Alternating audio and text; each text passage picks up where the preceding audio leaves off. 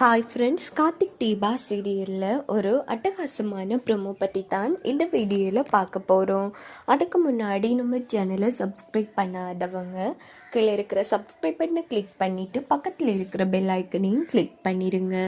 சரி, வாங்க வீடியோக்குள்ளே போகலாம். இங்கே பார்த்தோன்னா நம்ம கார்த்தியை தான் காமிக்கிறாங்க. அப்போது கார்த்திக் கூட எப்படியாச்சும் போஸ்ட் கொடுத்து ஃபோட்டோ எடுக்கணுங்கிறதுக்காக ரேவதி ஒரு வழியாக நிறைய போஸ்ட் கொடுத்து ஃபோட்டோ எடுக்க வச்சிடுறாங்க கேமராமேனு. ஒரு வழியாக கேமராமேனும் ஃபோட்டோ எடுத்துடுறாங்க. சார், ஃபோட்டோ எடுத்து முடித்ததும் எனக்கு அனுப்பிவிடுங்க அப்படின்னு சொன்னதும் உடனே கேமராமேனும் சரி மேடம் அப்படிங்கிறாங்க. அதுக்கப்புறமா பார்த்தோன்னா கொஞ்சம் நேரம் கழித்து கேமராமேன் ரேவதிக்கு ஃபோட்டோ அனுப்பி விட்டுடுறாங்க. அந்த ஃபோட்டோ பார்த்து ரேவதி ரொம்ப சந்தோஷப்படுறாங்க. இந்த பக்கம் நம்ம சிவனாண்டியை பார்த்தோன்னா தீபா ஃபோட்டோ சந்திரா சிவனாண்டிக்கு அனுப்பியிருப்பாங்க இல்லையா, அவங்க ஒரு பக்கம் நேராக அனுப்பி விசாரிக்க வச்சிடுறாங்க. பார்த்தா கார்த்தியோட பொண்டாட்டி தான் தீபாங்கிற விஷயம் சிவனாண்டிக்கு தெரிய வருது. உடனே சிவனாண்டி சந்திராவுக்கு ஃபோன் போட்டு அந்த பொண்ணு இருக்கா இல்லையா, அவளோட பேரு தீபா, அவள் வேற யாரும் கிடையாது, அந்த கார்த்தியோட முதல் வைஃப் தான் அப்படின்னது சந்திராவுக்கு தூக்கி வாரி போட்டுருது. என்னங்க சொல்றீங்க, அவள் எவ்வளோ பெரிய பணக்காரன், ஆனால் அவங்க குடும்பம் ரொம்ப ஏழை குடும்பமாக இருக்கு, அவன் எப்படி அவளை முடிச்சான்? அதான் சந்திரா எனக்கு ஒன்றும் புரியல. இருந்தாலும் அவன் பெரிய ஹீரோ ஆச்சு, அதனால தான் வாழ்க்கை கொடுத்துருக்கான் போல இருக்கு. பாவம், அந்த பொண்ணு தான் அல்பாயுஸில் போய் சேர்ந்துட்டா. ஆமாங்க, நமக்கு கிடைச்சிக்கிற மிகப்பெரிய ஜாக்பாட் இது, இதை விடவே கூடாது. எப்படியாச்சும் அந்த தீபாவும் கார்த்தியும் இருக்கிற கல்யாண ஃபோட்டோ இருந்தால் எனக்கு கொடுத்துருங்க, அதை காமிச்சு இன்னைக்கு அந்த டிரைவரை வீட்டை விட்டு விரட்டி அடிக்கணும் அப்படின்னதும் அம்மா சந்திரா அதுக்குரிய ஏற்பாடு தான் பண்ணிகிட்ருக்கேன், இன்னும் கொஞ்சம் நேரத்தால் ஃபோட்டோ வந்துடும் அப்படின்னதும் சந்திரா செம்ம ஹாப்பியாக நடந்து வந்துட்டுருக்காங்க. பார்த்தா ரேவதி ஃபோட்டோஸ் பார்த்து ரசிச்சிட்ருக்காங்க. இதை மேலே நின்று சந்திரா பார்க்குறாங்க. ஃபோட்டோ பார்த்து ரசிக்கிறியா, ரசி, இன்னும் கொஞ்சம் நேரத்தால் அந்த கார்த்தி தீபா இருக்கிற ஃபோட்டோ வந்ததும் நீ தவிச்சு துடிச்சு போக போகிற அந்த ராஜா இன்னையோட உன்னையும் இந்த வீட்டையும் விட்டு போக போகிறான் அப்படின்னு சந்திரா ஹாப்பியாக இருக்காங்க.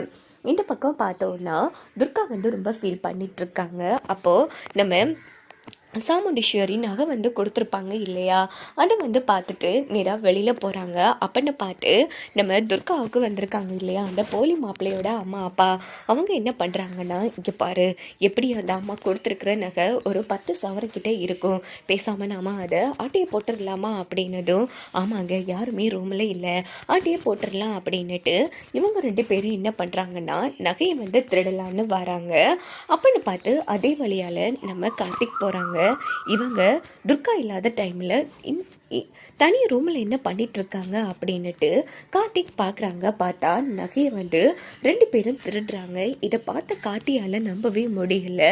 அந்த இடத்துல செம அதிர்ச்சி ஆகுறாங்க. என்ன இவங்க இவ்வளோ கீழ்த்தரமாக நடந்துட்டுருக்காங்க, இது அத்தை துர்காவுக்காக கொடுத்த நகையாச்சு அப்படின்னுட்டு உடனே கார்த்திக் சரியாக 2 பேரும் நகையை ஆட்டையை போட்டு முடிஞ்சதும் வெளியில் வரலான்னு எடுக்கிறாங்க. பார்த்தா கார்த்திக் செம மாசா நின்றுட்டுருக்காங்க. இதை பார்த்து இவங்க 2 பேரும் செம அதிர்ச்சி ஆகுறாங்க.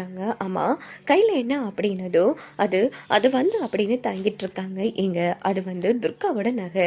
ஆமாம், நீங்கள் எதுக்கு எடுத்து வச்சிட்டு இருக்கீங்க அப்படின்னு போதும் அதுவா தம்பி, அது அப்படின்னு தயங்குறாங்க. ஏய் சொல்லண்டி. இல்லை தம்பி, சம்மந்தி இப்படி எங்கள் மருமகளுக்கு நகை கொடுத்தேன்னு சொன்னாங்க, அதான் நகை ரொம்ப அழகா இருக்கான் இல்லையான்னு பார்த்துட்டு போகலான்னு வந்தோம் அப்படின்னதும் அப்போது கையில் மறைச்சி வச்சிட்டு இருக்கிறது என்ன அப்படின்னதும் உடனே 2 பேரும் திருன்னு முழிக்கிறாங்க. எங்க ஃபஸ்ட்டு அந்த நகையை கொடுங்க அப்படின்னதும் உடனே 2 பேரும் நகையை கொடுத்துட்றாங்க. தம்பி, நாங்கள் திருடல தம்பி, எங்களை நம்புங்க அப்படின்னும் போதும் இல்லை, உங்கள் திருட்டு மொழியிலேயே விளங்குது, கண்டிப்பாக நீங்கள் கல்யாணம் பண்ணுற நோக்கத்தில் மட்டும் வரல, இதுக்கு பின்னாடி வேறு ஏதோ நோக்கமும் இருக்குது அப்படின்னுட்டு கார்த்திக் கதவை சாத்திடுறாங்க. ஒழுங்கு மரியாதையாக உண்மையே சொல்லுங்கள், யார் நீங்கள் அப்படின்னதோ தம்பி, நீங்கள் மிரட்டுறீங்க, இந்த விஷயம் மட்டும் சம்மந்தி அம்மாவுக்கு தெரிஞ்சா என்ன ஆகும் தெரியுமா, இருங்க இப்போ வேணா சம்மந்தி அம்மா கிட்ட சொல்கிறான் அப்படின்னதும் கார்த்திக் அந்த ஆள் கண்ணத்திலே பொழிச்சுன்னு அடிக்கிறாங்க.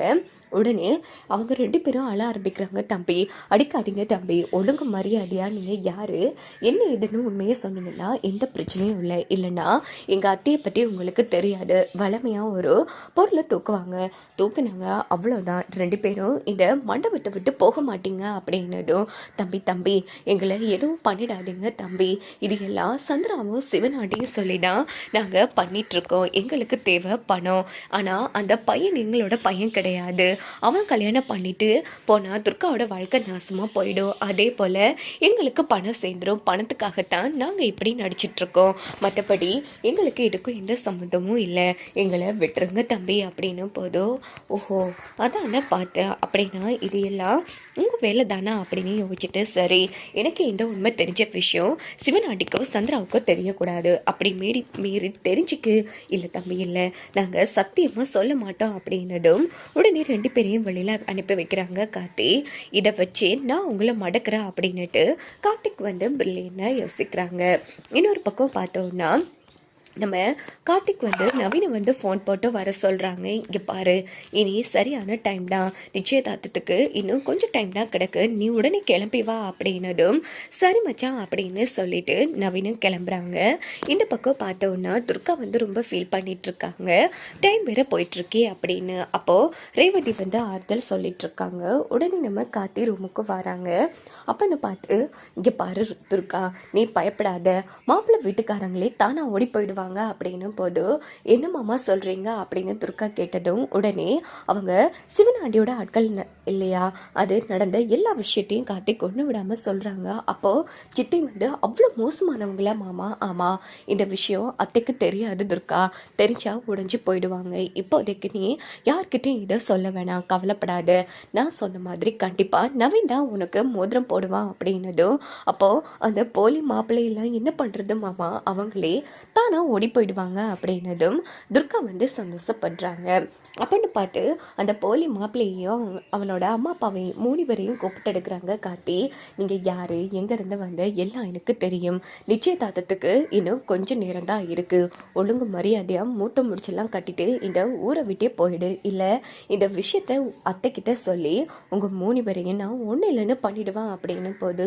சார் பணத்துக்காகத்தான் நாங்கள் இவ்வளோ ஆசைப்பட்டு நடிக்க வந்தோம், அதனால் இனி எந்த தப்பும் பண்ண மாட்டேன், எங்களை மன்னிச்சிடுங்க சார், நாங்கள் போயிடுறோம் அப்படின்னதும் உடனே நம்ம கார்த்தியும் சரின்னு சொல்லிடுறாங்க. 3 பேரும் அங்கேருந்து எஸ்கேப் ஆயிடுறாங்க. இங்கே பார்த்தோம்னா சந்திரா வந்து போலி மாப்பிள்ளையும் அவங்க அம்மா அப்பாவையும் தேடுறாங்க மண்டபத்தில். எங்கே தேடியுமே காணும், என்ன இது இவங்க 3 பேரையும் காணும், ஒருவேளை அந்த ராஜா எதுவும் பண்ணிட்டானா அப்படின்னுட்டு சந்திரா செம்ம டென்ஷனில் இருந்துட்டு இருக்காங்க. இந்த பக்கம் பார்த்தோன்னா கல்யாண மண்டபத்துக்கு நவீன் கிளம்புறாங்க. அப்போது சிவனாண்டியோட ஆட்கள் வந்து நவீனை எப்படியாச்சும் வரவிடாமல் தடுக்கணும் அப்படின்னுட்டு தடுக்கிறதுக்கு முயற்சி பண்ணுறாங்க. பார்த்தா நம்ம கார்த்தி வந்து ஒரு வழியாக காப்பாற்றிடுறாங்க நவீனும் மண்டபத்தில் வந்து மறைஞ்சிருந்துட்டு இருக்காங்க. இந்த பக்கம் நிச்சயதார்த்தத்துக்கு டைம் ஆச்சு, பொண்ணு மாப்பிள்ளையாக அழைச்சிட்டு வாங்க அப்படின்னதும் நம்ம துர்காவை வந்து அழைச்சிட்டு வந்துடுறாங்க. ஆனால் மாப்பிள்ளையில் என்ன இது மாப்பிள்ளையை காணும், மாப்பிள்ளை வீட்டுக்காரங்க அங்கே அப்படின்னு அந்த இடத்துல கத்திட்டு இருக்காங்க. பார்த்தா மாப்பிள்ளையும் காணும், மாப்பிள்ளையோட அம்மா அப்பாவையும் காணும். உடனே சாமுண்டீஸ்வரி நம்ம சிவனாண்டி மேல சந்தேகப்பட்டு கண்டிப்பா இது அந்த சிவனாண்டியோட வேலையா தான் இருக்கும், மாப்பிள்ளை ஏற்கனவே ரேவதி வாழ்க்கையில விளையாடுனா, இப்போ என் பொண்ணு துர்கா வாழ்க்கையில விளையாடுறா, அவனை நான் சும்மா விட மாட்டேன் அப்படின்னு போதும். அத்தை நீங்க டென்ஷன் ஆகாதீங்க, நல்லபடியா நம்ம துர்கா நிச்சயதார்த்தம் நடக்கும் அப்படின்னு காட்டி வந்து சொல்லிட்டு இருக்காங்க. இன்னொரு பக்கம் பார்த்தோம்னா சந்திரா செம்ம டென்ஷன்ல இருக்காங்க. என்ன இது கார்த்தி சம்மந்தப்பட்ட ஃபோட்டோவும் வரல, இன்னொரு பக்கம் இந்த போலி மாப்பிள்ளையும் அம்மாவையும் காணுமே அப்படின்னு செம கடுப்பில் இருந்துட்டு இருக்காங்க. அங்கே பார்த்தோன்னா நம்ம சிவனாண்டி சரியாக கார்த்திக் தீபா ஃபோட்டோவோட வந்துடுறாங்க. உடனே நம்ம சந்திரா கிட்ட வந்து காமிக்கிறாங்க, இதை கொண்டு போய் அந்த சாமுண்டீஸ்வரி கிட்ட காமி அப்படின்னதும் சந்திரா செம்ம ஹாப்பியாக ஃபோட்டோ எடுத்துகிட்டு வராங்க. இதோட பார்த்தோன்னா இந்த